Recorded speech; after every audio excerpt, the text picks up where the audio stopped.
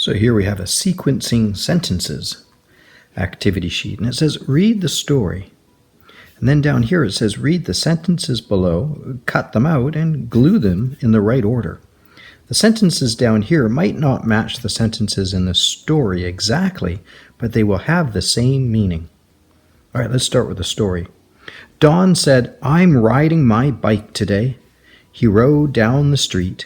He saw Pat on his bike. They rode to school. Here we have Pat and Don rode to school. Don saw Pat. Don rode down the street, and "I'm riding my bike," said Don. Well, let's cut these ones out and match them to the story.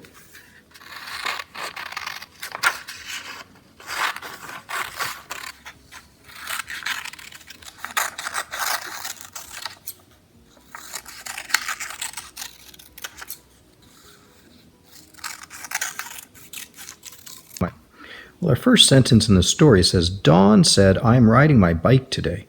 See if we can find a sentence that's similar. This one says, "I'm riding my bike," said Don.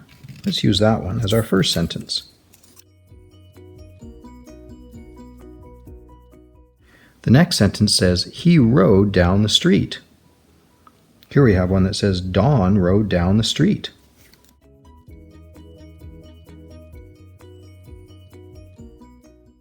In the story it says, he saw Pat on his bike.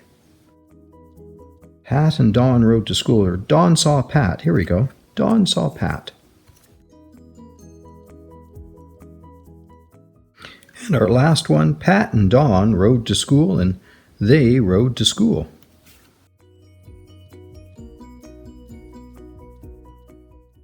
So the word they and Pat and Don mean the same thing.